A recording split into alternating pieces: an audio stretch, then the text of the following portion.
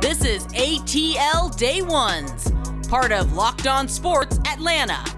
And it starts now.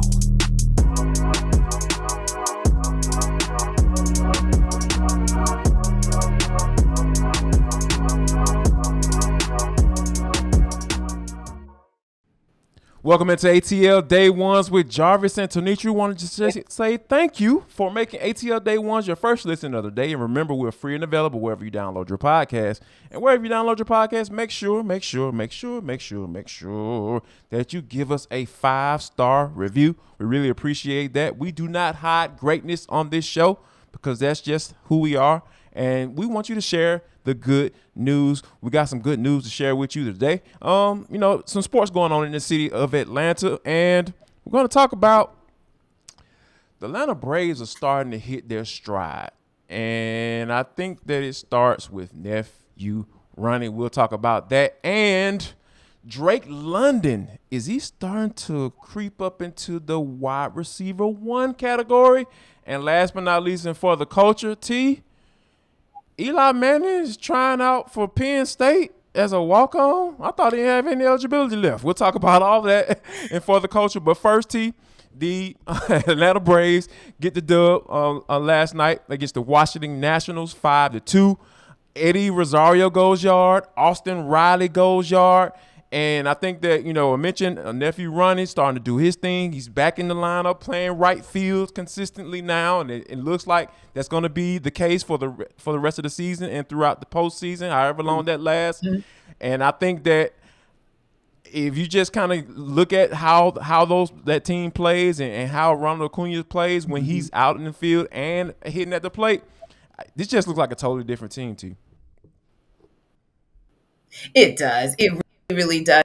He's in that leadoff position, this thing. And I think for him having the fullness of the game, we all joke and say, well, his BF came back up when he had the 4 Phillies. But real talk, he's the kind of guy who's a competitor. So he doesn't just want to be in that DH there and be in right field and contribute. And I think for him, when he's able to play the game on offense and defense, then we get to see the best of Ronald Acuna Jr. But I also think that we look at the top, middle, bottom of the order. The bottom has been lights out, probably the most consistent. Best in Major League Baseball. They have been the story now. At the beginning of the season, Dansby Swanson and for the story, right? So it's good to see the top of the 2-hole, the 3-hole, the cleanup coming back to life because it was hard every night going, okay, Matt Olson, 0 for 3, okay, 0 for 7, okay, 0 for 22. So the 2-hit performance last night, it's like you're just hoping that is the beginning of the momentum and getting back on track because I tell you what, Jarvis, they have right now a situation where it's mano a mano, Mets and Braves. And if the Braves lineup top to bottom can get it together, that order from leadoff all the way through, I would put good money on the Braves being able to win that division and having a deep run in the postseason. Yeah, and I think Matt Olson is the key. He's the guy that I've really been concerned about because, nephew can kind of affect the games in different ways, right? He can on the bases and getting on base and being able to force guys to make mistakes on when they're out there in the field. And I think that for Matt Olson, it's either his bat or pretty much nothing else. And you know what I'm saying? So when it comes to him being at the plate, so for him to have his first multi-hit game, since August 27th, that's a pretty big deal. And I think that, that is absolutely amazing that he's been struggling for that long. So I think that as the season winds down, like you mentioned, I think that this is pretty much going to come down to, we're going to find out the winner of this series, this division at the end of the year in that series against the New York Mets, because it looks like the Braves are starting to heat up and the Mets are starting to heat up as well, with Max Scherzer coming back and just mowing down folks like we used to see Max Scherzer do. So I think that, that the series is going to decide this bad boy for sure. So it is perfect timing, so to speak, when you talk about Riley and Olson and Nephew and Dansby, all those guys starting to heat up. Speaking of heating up, the NFL season is heating up, T. Tell the folks about betonline.net that can help them out and start to catch some of that heat and start putting some money in their pockets. Yeah, you definitely can. And you can bet on whether or not you believe the Braves will be the winners of the NL East for a fifth year in a row. And how do you find out what that line looks like and who's the favorite? Go to betonline.net. That's where all your sports information is for your major teams in the NFL, NBA, as well as MLB, but also for your niche sports like MMA and golf. But yeah, if you want to look even to see, okay, yes, the Falcons are 0-2, but the Falcons put up a strong fight in game 2, and that probably impacts what that line is going to look like as they prepare to take on the Seahawks. If you want to know how the line moves, check out betonline.net. And for you novices, that's okay. They have podcasts to teach you how to get in the game, get in this thing. And then if you are someone who is a pro at this, but you just kind of want to see what the other pros think, betonline.net is your source. So check it out just after, of course, check out ATL Day Ones. That's betonline.net. That is where the game starts. Yes, indeed. That's where the game starts. The game starts here on ATL Day Ones. As games haven't started yet for the Atlanta Hawks, T, but as you know, we love a good list on ATL right here on ATL Day Ones, and that's this one is no different. CBSSports.com has released their top 100 NBA player rankings, and I think that, of course, you have the usual Steph Curry, Luka Doncic, battling for the top spot. But I think that when you go down the list and you start to look at a few things, is that Trae Young landed at number 14. And Luka Doncic came in at number 5. Steph Curry came in at number 2. But how does this sit with you? Because I know that we always talked about how the national media never shows Trae Young love, and we talked about this plenty of times on this show. Do you think Trae Young is right on brand with being a top 15 player in the NBA, or should he be higher?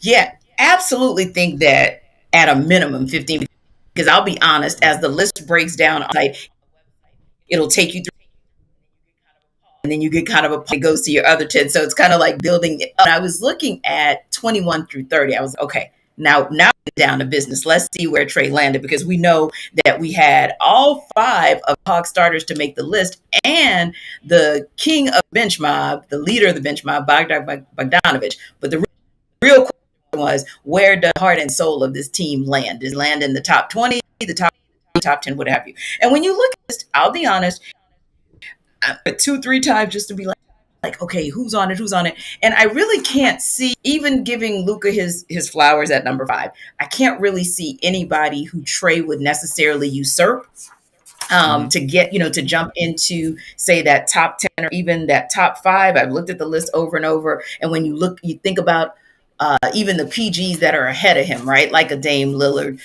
Ja Morant, like you said, Steph Curry. I can't make an argument at this point that anybody should be behind him. You could make the argument maybe, and I'm making it loose, by the way, maybe like a Ja Morant, because Trae has accomplished more. So you could make that argument, but I think that 14 is about accurate.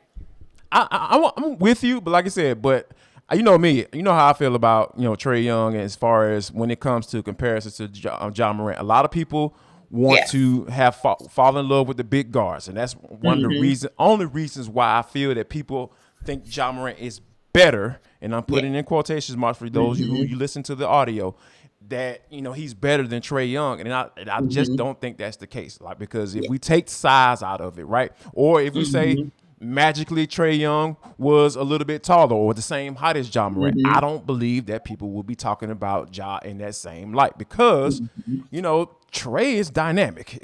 He's one of the best pick and roll point guards in the entire NBA, and and I can pause right there and stop right there. I don't have to say make any justifications for that. Yeah, and the numbers they don't lie. Right, exactly. And he's done something that, that we haven't seen since Tiny Archibald. How about that for a name? Look it up for those young folks who don't know who that is, because he led the league in total points and total assists this year.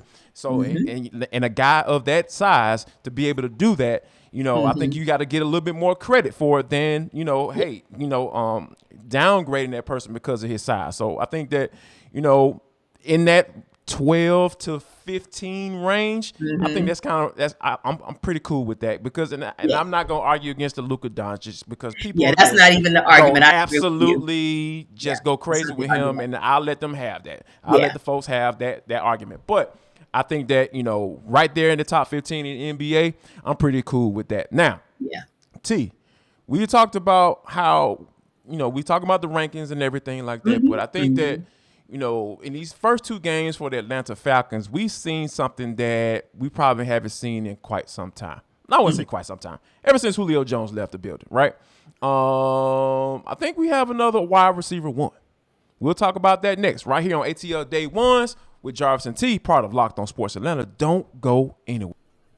Welcome back to ATL Day Ones. I am Tenitra, that is Jarvis, and this is the show that now you can check out on Amazon Fire and Roku, in addition to everywhere else you download your podcast. And wherever you go, keep giving us 5-star reviews and letting people know about the show, because we love it when you guys support us the way that you have been doing. Keep doing that for us. Even on YouTube, getting us close to 4,000 subscribers as a Locked On Sports Atlanta network. That is all because you guys have rocked with us from day one, and you continue to rock with us. So speaking of a day one, day one of this week, Jarvis put out there that our word was going to be progression. So we are going to keep with that theme because we started yesterday, but kind of like a Baptist preacher, we didn't kind of finish the sermon. So here we come back with part 2 of the sermon on progression. And we're going to go to the wide receiver core because somebody seems to be showing himself to have progressed very, very quickly and established himself. And that's none other than Drake London. Looks like he progressed even from what we saw in training camp to just that hint of him in preseason. Of course, just that little hint of him in game 1. But even from week 1 to week 2, has he progressed right into that wide receiver 1 spot? I think so. We talking about 13 catches and 160 yards, 12 averaging over a first down at 12 yards per catch. And, he got his first touchdown against the Los Angeles Rams. And I think that when you think about what that means, right, for you to get this early return on a top 10 pick, right, because I know that I was one of them. I raised my hand. I was against them drafting another pass catcher. I was all in on Penei Sewell. Give me somebody that can protect the quarterback, or that can sack the quarterback. Or Jermaine Johnson was my love. Like I wanted Jermaine Johnson. I don't have no problem saying that because I'm confident in mine. But I think that when you think about Drake, the way Drake London has stepped into this bad boy, right? Because Kyle Pitts was the guy. He was the number 4 overall pick, and he was the unicorn and all that stuff. But for him to be able to come in, with being out for so long in the preseason and people just doubting all type of injuries and the Falcons and Terry Fontenot, like they should have done their research. This guy had been injured, blah, blah, blah, blah, all that stuff, right? For him to put all that aside and come in and say, you know what, I'm about to put in this work and I'm about to take advantage of some things that might be opening up because of Kyle Pitts. And I think that, a long story short, to say, yes, I think Drake London is wide receiver 1 in this offense. And I think that as the season goes along, we may start to see some of that attention start to go towards him and start to open up things for Kyle Pitts as the season goes along. Which would be a wonderful thing because, of course, we'll talk about that in a moment. But that's where the question comes. Where's KP and what's going on with KP? But Drake London being in that position of wide receiver 1 has really, really shined in that role. And think about it. Week 1 and week 2, he's going up against some of the best secondaries the league has to offer and held his own. And the other thing, you make a great point, is this. If Kyle Pitts is doubled and that then leaves you a little bit more open, you still have to deliver. Not everybody's still able to say, oh, wow, I'm wide open and I'm delivering. There were moments where I think many of us were either in the press box screaming, in our heads, of course, but maybe screaming at our TVs and saying, get it to 5. Look at Drake. He's out there because Drake was finding ways to get open even when the ball wasn't there for him, saying to us, hey, I know how to run my route. I know where I'm supposed to be. I know how to spring myself and get open so that my quarterback has at least the opportunity to get the ball to me. That's a very, very mature mindset to have so early on in his career. But when you think about the fact that here we are with a rookie who's wide receiver one. What does that say about the rest of the wide receiver room? We'll talk about that in a moment. But before we tell you what we think about the rest of the wide receiver room, we certainly are going to tell you a little bit about what we think on Coffee AM. coffeeam.com/locked on is the website that you need to go to. Now I'm about to tell you why you need to go there, because Coffee A came here. That's me. That's Jarvis. I'm Jarvis Davis. I'm Jarvis, that guy. You know, they're always talking about the coffee, right? So the first thing that I'm actually kind of geeked up right now, because I literally just had a fresh cup of Tanzania peaberry. I can That tell. sounds very interesting. Yes, because it's starting to kick in. I'm starting to really feel it. I was a little concerned at first, T, because I didn't feel it at first. I was like, what's going on? I got my Coffee AM in me. I don't feel it. Right. But now I'm feeling it. I'm getting the jitters. I'm going crazy right now, because I'm trying to tell you guys about why you need to go there. Because this is the best small batch coffee roaster in the entire country, and it's right here in your backyard, right here for you guys in the state of Georgia. If you're not in Georgia, go to the website. They'll send it your way as well. And guess what? I don't care where you are. It's going to be absolutely fresh when it gets to your door, because they make it when you order it. So if you want to go to the website right now, coffeeam.com/locked on, and put in the coupon code box locked on, and you're going to get 15% off of all coffee gift sets and teas. If you're not into the coffee, go ahead and mess with the teas. If you're not into the teas, go and get a gift set for that special someone. You might be want to get some attention from somebody. You never know. It's about that time. It's almost cuffing season. So, hey, go ahead and get you right. So let me get up out of this read before I get somebody in trouble. So, all right. So 15% off, dropping the coupon code locked on, and you're going to get 15% off. Go ahead and pull up on the best small batch coffee roaster in the entire country. Right. And so Jarvis and I have obviously pulled up in our support of Drake London and our belief that he is wide receiver one. But to me, Jarvis, that then begs the question, when you look at the rest of the wide receiver room, who is now the real wide receiver two? Are we looking at Brian Edwards? Are we looking at OZ, Kadero Hodge? I mean, who is that next guy outside of Kyle Pitts? Because we're not talking tight ends here. We're talking wide receiver room, where if Marcus Mariota goes through his progressions and goes through his reads, and Drake London's not available, who's his next reliable, most viable threat? It has to be Cardale Hodge, because there was one particular play. Oh my goodness. It's just amazing how people kind of like have to at least listen to the people that, you know, draw up these plays. And you know, when it comes to Arthur Smith, and I know sometimes he can come off as a little ornery, but, you know, hey, the man knows what he's talking about, right? So there's one particular play where Kyle Pitts was pushing up the seam, and Cardale Hodge had came from the slot on the opposite side of the field. And soon as Kyle Pitts pushed up the seam, he drew the linebacker and that underneath corner that was sitting right there, and Cardale Hodge came right up underneath. And guess what? Marcus Mariota hit him right there. It was wide open, and then Cardale Hodge did his yak thing, because I think that, you know, when you have a guy who can take advantage of those ops when it comes to other people drawing coverage away. But that's what you look for in a wide receiver too, right? Because like I said, like you mentioned, we understand what Kyle Pitts is. Like, he's wide receiver two, wide receiver one. You know, he's a second option a lot of times or the first option in particular play calls. But when he starts to draw that attention, you got to have guys step up and do that. And I think Cardale Hodge has been that guy consistently over these first two games. And to know that there's one more guy out there that you can rely on, and I'm going to keep calling it out, the low red zone. If you know you have someone who could deliver in the low red zone, then that, to me, like you said, is your wide receiver too. But you also made a great point about the fact that he's wide receiver two in the wide receiver room, but weapon number one to Drake London's two, I still think, is Kyle Pitts. Right. So that's the big question on everybody's mind. Now that we have seen what Drake London can do and take advantage of the double teams that KP gets, and now that we've seen what Kadero Hodge can even do, what does that mean for Kyle Pitts as far as the big thing that people want to know about, which is targets, in touchdowns.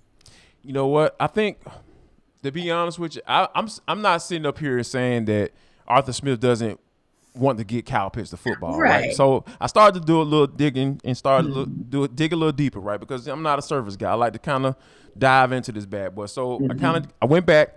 I watched the first 3 quarters. I still got to get to the fourth quarter. Kind of waiting for the all 22 so I can get to the fourth quarter and start really doing my research. But I went through the first 3 quarters of the game, and because I wonder why. I was wondering why Kyle Pitts wasn't getting the football, and I think that a lot of the times when Marcus Mariota in non-play action and rollout situations, the man tends to lock on receivers. Yes. So I think that you have to be able to go through your progressions when you're talking about getting certain people to football. A lot of times you got to be able to look people off. And if you know you're going to Kyle Pitts and you know that's going to be your first read, sometimes you got to look at that potentially your second read. So, hey, you can draw the safety over there. So he won't be sitting right there, sitting on the hash mark, knowing that you're trying to get Kyle Pitts the football in that particular play. You got to play a little mind games with these particular defenses because they know coming to the game, they know you're trying to get 8 the ball. So what do you have to do in order to do that? You have to play around with certain things a little bit. Peyton Manning was amazing at that. I used to love watching him going up against the Baltimore Ravens back in the day with he and Ray Lewis when they were playing games at the line of scrimmage and he was checking to this and Ray Lewis would go start barking at his defense, acting like he about to get ready to check to something else. So I think all of those things, you have to – it's a little bit more than just a play call and saying, hey, this is your read. If this is your read – then you get out of there. And I think that's what Mariota has been doing. And I think that you can't get the guy that you want to get the football by doing that, right? You have to be able to say, hey, we know that you're going to be our second or third read on here if Drake London's not open on that ball. So people can say, hey, oh, yeah, they try to get him the football. When in actuality, Drake London wasn't open. And I ended up checking down to Kyle Pitts. So all of those things have to kind of come in play when you're talking about getting somebody the football that everybody knows you're trying to get the football. So you have to be creative. And I just don't think that Marcus Mariota has been able to do that. And I'm not blaming Marcus Mariota for this at all. However, he is culpable in this bad boy because I think that locking in on your receivers and Jalen Ramsey had an opportunity to do another almost pick six on particular play in the first 3 quarters of that game. So I think right now, Marcus Mariota going to have to work on some of those things, going through the progressions in order to be able to get Kyle Pitts the football because him being your sole read on one particular play is not going to work because teams are already keying in on Kyle Pitts, and it just doesn't work like that in the NFL. Now, when we come back, we'll talk about a quarterback that was much more successful in being able to get through his progressions. And because of that, he almost snuck his way into an opportunity to continue that career. We'll talk about it on the other side and for the culture. Final segment of ATL Day Ones with Jarvis and Tenitra. We want to say thank you for rocking with us throughout the entire show. We really appreciate you. And guess what?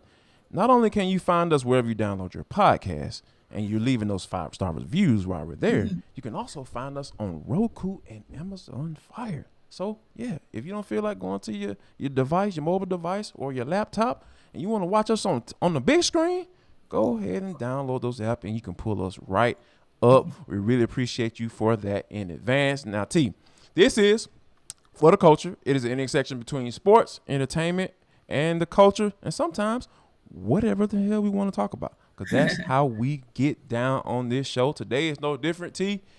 Eli Manning decided that he wanted to walk on at Penn State. So there were some cameras following him around. And obviously, you can't be too discreet, when you have cameras following you around. So I think that what ended up happening in this particular situation was, he was walking on campus and he was dealing with some assistants. He had some little makeup on, which was really bad, by the way. He actually looked like something that I'm not gonna say on this particular show, because I want to remain kid friendly. right here on Locked On ATL Day Ones. But I think that when you see how Manning was just interacting with some of the kids that was out there, running the 40s and they was trying to throw in the football, I thought it was just super funny when the kid asked him like, "Hey, how far can you throw the football?" And he was like, "Oh, about 60 yards." I just who else better to play a role like this besides Eli Manning? Yes. Chad Powers, my bad, so to speak. Exactly. Oh, I absolutely love it. The Mannings have like the most twisted, droll, sarcastic sense of humor. I'm all here for it because that's my kind of humor. So, Right. and he's so unassuming because he's the quiet one of the three brothers, right? Yeah. Okay. Yeah, Quiet. exactly. Nothing's quiet in the Manning family, by the way. We all know that from, watching them grow up in Louisiana. But to see kind of that different side of him, which he used to show kind of here and there, it was just the funniest thing. And like you said, when the football player asked the question so innocently, how far can you throw that ball? Maybe 60 yards. Like it seemed like he was like a foot taller than everybody that was out there trying out. I was just like, bro, like you literally look like a 40-year-old man. Like you don't look like no doggone 20. I guess he tried to play himself off as being a guy who still has some eligibility left or whatever. Exactly. But, you know what I'm saying? But he looked like a 40-year-old man trying out with some guys who just trying to get on the squad, Right. But still had a little arm strength. Not mad at him for having a little arm strength. But yeah, that if you watch the Manning cast on Monday Night Football, or even them on, I'm not really a quiz bowl person, but they have a college quiz bowl show, Cooper and Peyton do. They're just funny. I mean, they have just really, really owned and leaned into this act 2 of life outside of football, but, still staying close to the game. And I also find it interesting because everybody thought they knew what Peyton was going to do, right? Peyton can coach because, he's such a student of the game, or Peyton can own a team. And he's kind of shocked everybody with some of the kooky things that he's been able to do. And Eli, nobody really knew what Eli was going to do. And Eli's just kind of like, I'm chilling, I'm just here for the ride until it's time to go to Canton. And when you think about those two guys they were so talented on the field, right? Yes. And for them to be able to just have the I guess the gumption or enough talent off the field to be able to pick and choose what they want to do. Just because like you said, Manning, Peyton, he's going to be a GM, or he's going to be an offensive coordinator, blah blah blah. Like no, and that's what I love about athletes when you don't get clearly defined, because you've always been clearly defined as a person. Like you football player, that's who you are, and that's what you are going to be. And a lot of times we know in life that can't be true. Football player is what I do. I play football, but it's not who I am. And I think that being able for those guys to show themselves outside of football and who they are, as real people, I think that it's really cool to see. And by the way, you speaking of College Bowl, who was on there, right? like recently. Oh, okay. Yeah, we were up in that thing, you know what I'm saying? We was up in there. Who was on first? Oh, gosh. Just saying. Can I just have my moment, please? No, just no. Why would I do that? God. Go ahead and say your sorority while you had it too. Just go ahead. Because there were addiction on the team too. Delta Sigma Theta Sorority Incorporated was indeed represented quite fine. He said it, guys. I wasn't even going to go with Delta today. I was just going to rub in Xavier today. But since he went there, I can't even have my moment. I'm trying to have a moment here. You know what I'm saying? Here I come. Talking about some crimson and cream and talking about the number one school for producing African-American physicians and pharmacists for the last quarter century. There I go, Jarvis. See, it just, darn it me. I live with people like you. I live with a Howard alum who always talking about their doggone school. The one time that I want to talk about my school, this is coming from the guy that has his jersey hanging up in the background of his show every day. Wait. They know who you are. I'm trying to show some love to the academic part of, I can't even say it right. You know what I'm saying? That's how you know I'm not used to saying it. I'm trying to get some love to the academic people who are out there doing their thing and trying to, put Albany State on the map from an academic standpoint. You know what I'm saying? So Yeah, yeah, and but I yeah, like I the love fact, it though. but I will say this with all seriousness. I Mm. really like the fact that they were on the Quiz Bowl show because Albany State may not be one of the more known, and I'm not talking about the success rate from an academic perspective. I'm talking about just known with, the big names, if you will, in Of course, HBC yeah, lore. yeah, The fact that they're picking those schools to come out, I love the fact that the spotlight is not just on, the top fives, if you will, or the top right, tens, because there are 100 of us out here. And it's right. great to see that the Quiz Bowl show is pulling from different areas and saying, hey, we want to check that school out. And with the way the bowl works is it doesn't just bring the students on to do the quiz bowl. It does shine a spotlight on the show. There's a little feature story on each school that Right. is on the show, so that's what I like about it as well. It's a nice spotlight for the Rams.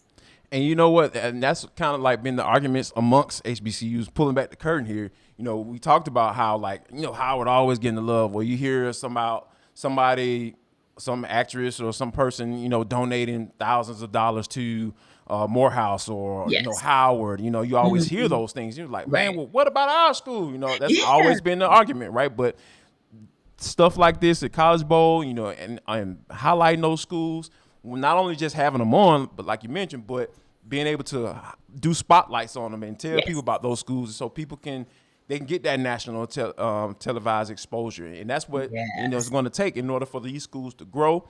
And then Hmm. once they start growing and people start knowing about them, they will start attending these schools, and then you talking about Yes. the alumni base growing bigger, and then I won't Hmm. have to be the only one champion in Albany State on these type of platforms. So yeah, I need some help. Like, come on, Yes. y'all. So yeah, go ahead and check us out. We got some good stuff going on down there. But T, Indeed. we tell the folks about what we got going on tomorrow though, because I think we got some good cooking up in the kitchen for sure. Yeah, because if you think about it, it's so interesting with the Mets and the Braves. They are literally neck and neck. Of course, the Mets were able to last night go ahead and clinch a playoff spot, if you will. And the Braves, with a win tonight and a Padres loss, can do the same. And I really want to see them do it because we want them to stay neck and neck to the Mets so that it really will come down to that last series in the week. Yes, So we'll indeed. talk about that. Hopefully, we'll get a good outing from Charlie Morton as he faces off against Patrick Corbin. And of course, we got some more Falcons talk for you. Continuing our talk about progress with the Falcons, we'll talk about that. And we're going to take a little sneak peek into what's going on in college football locally. So come back tomorrow and join us. But after you finish watching ATL Day Ones today, don't forget to check out A to Z with Mark Zeno. It's a beautiful day outside, so hope you get to enjoy it. Y'all come back now, you hear?